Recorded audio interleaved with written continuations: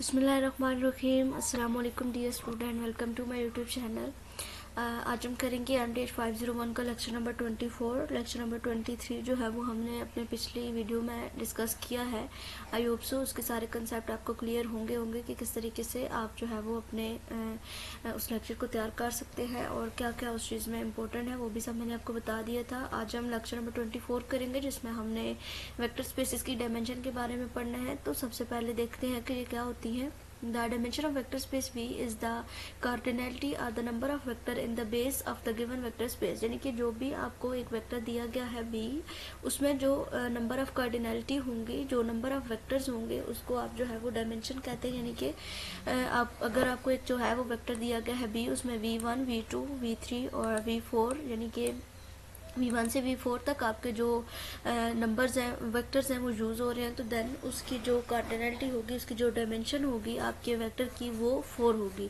तो ये चीज़ बस इस मतलब इसका जो मेन कंसेप्ट है वो यही है कि डायमेंशन जो है वो एक वेक्टर की, जो एक फुल वेक्टर स्पेस आपको दी गई होगी, उसमें कितने वेक्टर्स यूज़ हो रहे हैं, उनकी डायमेंशन को आपने डिफाइन करना होगा। यहाँ पे एक नोट है, उसको जो है वो आप हाईलाइट कर लें कि vector space V with the base B containing n vector is isomorphism to R। यानी कि अगर कोई वेक्टर है जिसमें n वेक्टर्स आ रहे हैं तो उसको आप कहेंगे कि आइसोमॉर्फिज्म टू Rn, जो कि आपने अपने पिछले लेक्चर में देखा है कि आइसोमॉर्फिज्म की क्या डेफिनेशन है। There exist 1-to-1 linear transformation from V to Rn, तो उसको जो है वो उसमें जो लीनियर ट्रांसफॉर्मेशन है वो 1-to-1 की होगी। थ्योरम नंबर 1 है आपका, if a vector space V has the base B1 B up to Bn, यानी कि जो आपका वेक्टर है एक V, उसकी जो बेस है वो B1 से Bn तक है, तो देन एनी सेट इन V containing more than n vector, कोई भी जो सेट है वो V में, उसमें जो वेक्टर्स हैं वो more than n vector must be linearly dependent. तो यहाँ पे जो आपके वेक्टर्स यूज़ होंगे वो जो है वो सारे के सारे आपके लीनियरली डिपेंडेंट होंगे। ये जो थ्योरम है इनको आपने मिस नहीं करना, इनको ध्यान से एक दफ़ा देख लेना है। ये आपके एमसीक्यूज़ इस क्लास में बहुत ज़्यादा इंपॉर्टेंट होते हैं। आपने अपने मिड टर्म के पेपर में ये देख लिया होगा कि आपके थ्योरम में से कितने आपके एमसीक्यूज़ जो हैं वो आए हैं, अगर किसी ने हैंड आउट से तैयारी की है तो। थ्योरम नंबर 2 आप देखिए, if the vector space V has a base of n vector, कि अगर जो वेक्टर स्पेस है उसकी जो बेस है वो n वेक्टर है, then every base of V must consist exactly n vector, तो जो हर एक बेस है V की, उसमें भी जो वेक्टर्स हैं वो कितने होने चाहिए, n वेक्टर के। यानी कि अगर वेक्टर स्पेस जो है वो V है, उसमें n वेक्टर है, तो जो हर एक बेस है V की, उसके भी जो वेक्टर्स हैं वो n वेक्टर्स ही होने चाहिए। उसके बाद फाइनाइट और इनफाइनाइट डायमेंशन वेक्टर कौन से होते हैं। If a vector space V is span generated by finite set, यानी कि कोई भी आपका वेक्टर स्पेस है वो स्पैन करता है, उसमें जो सेट है वो फाइनाइट सेट है, तो देन उसको आप कहेंगे कि वो फाइनाइट डायमेंशनल है। और अगर इनफाइनाइट सेट है तो देन वो आपका इनफाइनाइट डायमेंशनल होगा।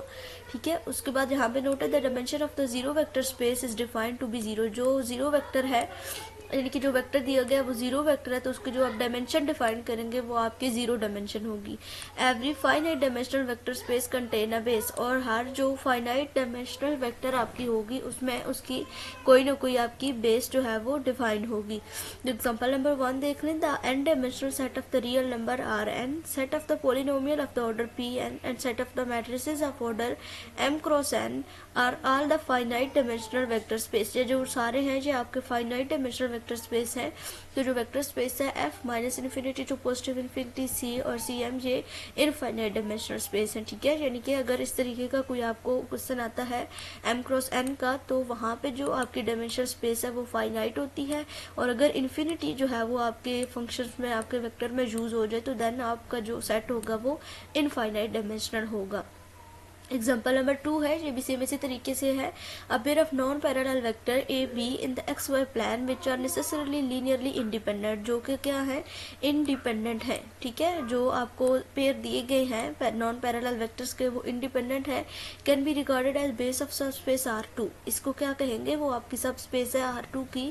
इन particular the set of the unit vector I of J from base from R2, therefore इसकी जो अब यहाँ पे I और J जो वेक्टर है आपके पास क्या यूज हो रहे हैं, I और J, और इसकी जो कार्डिनलिटी है, जो इसमें नंबर ऑफ वेक्टर यूज हुए वो कितने हैं, 2 यूज हुए हैं, तो देन आप कहेंगे इसकी डायमेंशन आपके पास कितनी आएगी, 2 आएगी। आई होप सो आपको इसका कंसेप्ट जो है वो क्लियर हो गया होगा कि क्या डायमेंशन, लाइक यहाँ पे अगर आप देखें तो यहाँ पे ए, बी और सी 3 आपके पास वेक्टर यूज हो रहे हैं, तो इसकी जो डायमेंशन आपके पास कितनी आएगी, 3 आएगी।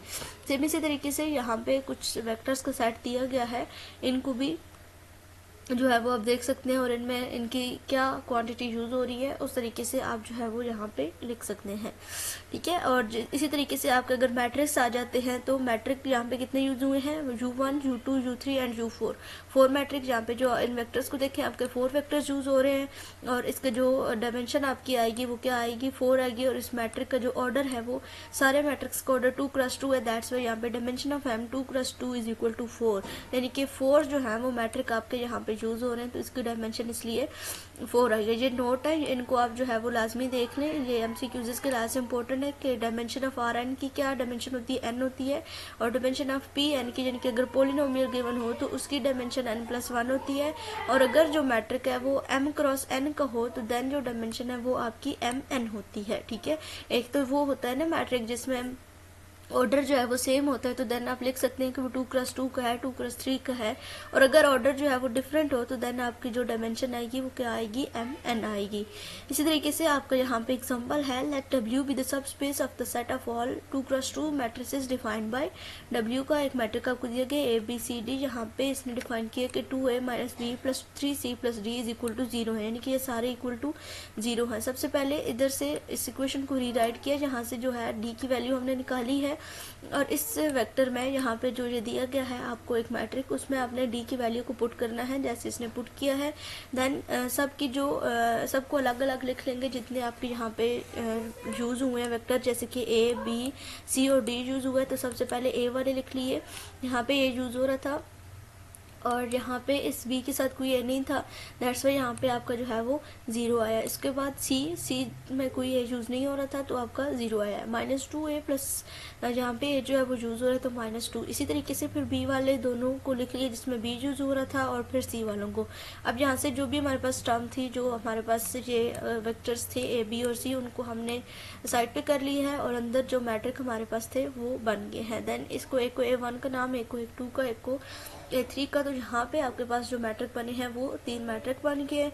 फिर जब इनको सॉल्व किया है तो तीनों की वैल्यूज को निकाल लिया है, ए की वैल्यू भी 0, बी की वैल्यू भी 0 और सी की वैल्यू भी 0 आई है। ये हमारे क्वेश्चन में गिवन था कि ये इंडिपेंडेंट है, तो इंडिपेंडेंट कब आएंगे, जब इन सब की वैल्यू 0 आएंगी, तो इसका मतलब है कि ये लीनियरली इंडिपेंडेंट है और स्पैन करते हैं W के ऊपर, hints it is base of W, and इसकी डायमेंशन क्या आएगी, 3 आएगी, क्योंकि हमारे जो वेक्टर्स यूज हुए हैं वो कितने हैं, 3 वेक्टर यूज हुए हैं।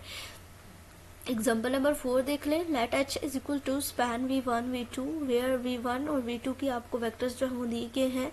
Then H is the plane study example 10 of lecture 23, जो लेक्चर नंबर 23 है उसको आप एक दफ़ा देख लें कि उसमें एग्जाम्पल नंबर जो 10 आपने की है उसमें आपको ये बताया गया है, a base of H is V1 and V2, जो H है वो बेस है, उसकी बेस क्या है, V1 और V2 है, और V1 और V2 not multiple and these are linearly independent, जो मल्टीपल नहीं है एक दूसरे के, यानी कि इनको लीनियरली इंडिपेंडेंट होना चाहिए जब भी हमने डायमेंशन फाइंड करनी है। अगर हम ये लिख दें कि जो V2 है वो मल्टीपल है 2V1 का, यानी कि कोई एक ऐसा वेक्टर है जो आपका इक्वल टू होता है, यानी कि जो सेकंड वेक्टर है वो अगर फर्स्ट वाले वेक्टर का मल्टीपल होता है तो वो आपका डिपेंडेंट होता है।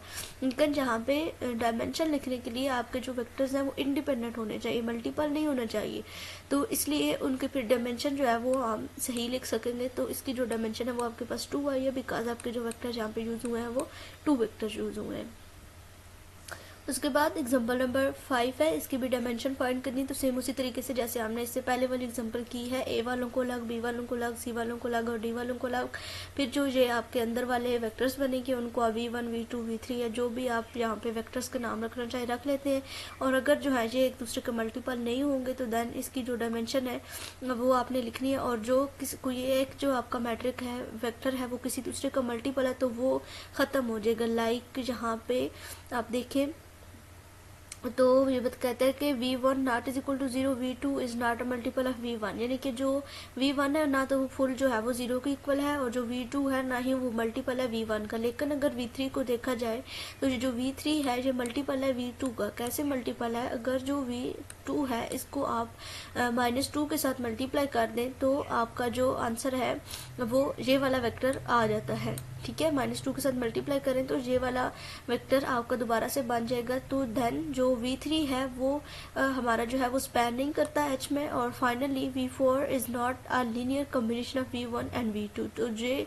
जो हमारा आपका जो v3 है ये आपका ख़त्म हो जाएगा, और बाकी जो v1 v2 और v4 है ये लीनियरली इंडिपेंडेंट है, यानी कि ना तो दूसरे के मल्टीपल है और ना ही जीरो वेक्टर है।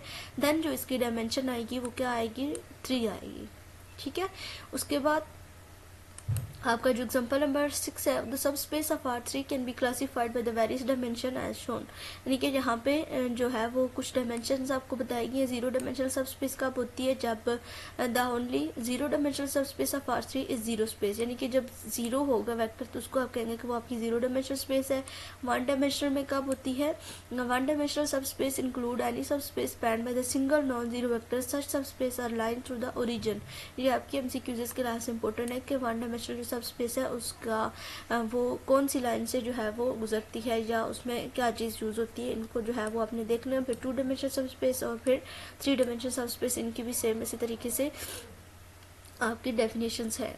फिर है basis for null A and column A. Basis of null A और कॉलम ए ये आप लेक्चर नंबर 21 में पढ़ चुके हैं कि किस तरीके से आपको जो है वो बेसिस जो है वो फाइंड करनी है ए की और बी की। फिर आगे एग्जांपल्स हैं, इसमें आपको बता दिया जाता है कि नल स्पेसेस जो है वो कैसे फाइंड करते हैं, तो इसको भी आप देख सकते हैं। वैसे आप जो है वो लेक्चर नंबर 21 में इसको पढ़ चुके हैं।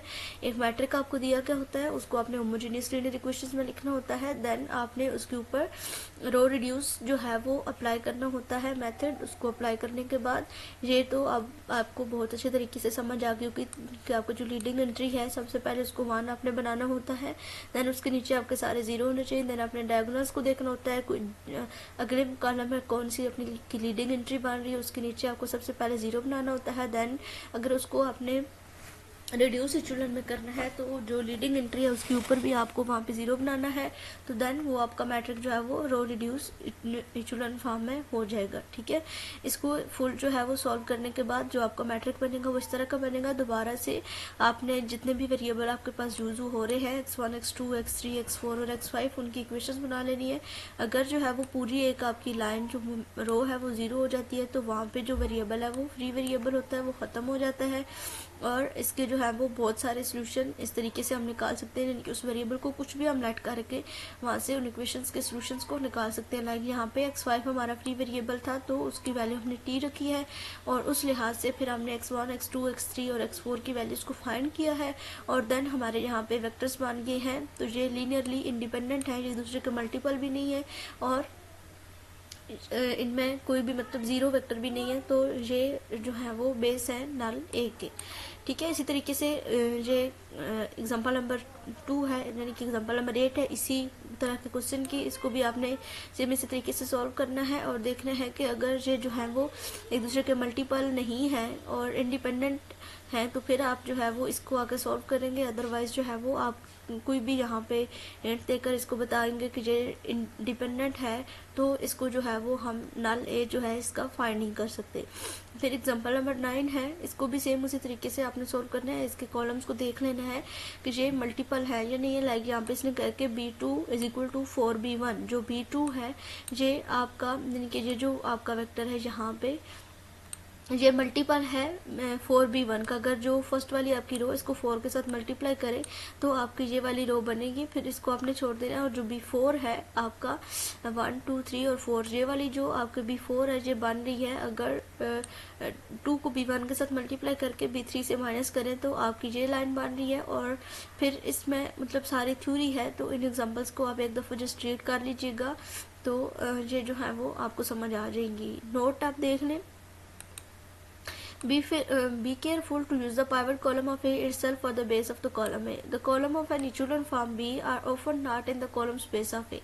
For instance, the column of the B in example 8 all have the zeros in their last entry, so cannot span the column space of A. यानी कि कोई भी जब भी आपने जो है वो लीडिंग एंट्रीज को चेक करना है तो आपने ये ध्यान रखना है कि वो आपकी फुल जो है वो जीरो नहीं होनी चाहिए। जब वो जीरो हो जाएंगी, नल हो जाएंगी, तो फिर जो है वो स्पैन नहीं करेगा आपका कॉलम। तो इस लेक्चर में बस यही इंपॉर्टेंट चीज़ें थी। सब में आपने क्या करना है कि डायमेंशन बतानी है और उसके बाद जो है वो नल स्पेसेस को कैसे फाइंड करना है, बेसिस को कैसे फाइंड करना है। आपने उन इक्वेशंस को एक ही मैट्रिक में लिखना है। लिखने के बाद उसके ऊपर रो रिड्यूस का आपने जो है वो मेथड अप्लाई करना है। अप्लाई करने के बाद अगर वो एक दूसरे के मल्टीपल नहीं है और ज़ीरो नहीं है तो आप जो है उसको कहेंगे कि वो आपकी बेस है जो आपको मैट्रिक दिया गया है उसके लिए। आई होप सो ये लेक्चर आपको क्लियर हो गया होगा। फिर भी आपको कोई कन्फ्यूजन हो तो आप पूछ सकते हैं। चैनल को लाजमी सब्सक्राइब करें और वीडियो को लाइक करें। आई होप सो ये वीडियो आपके लिए बहुत हेल्पफुल रहेगी और मिलते हैं अपनी अगली वीडियो में। तब तक के लिए अल्लाह।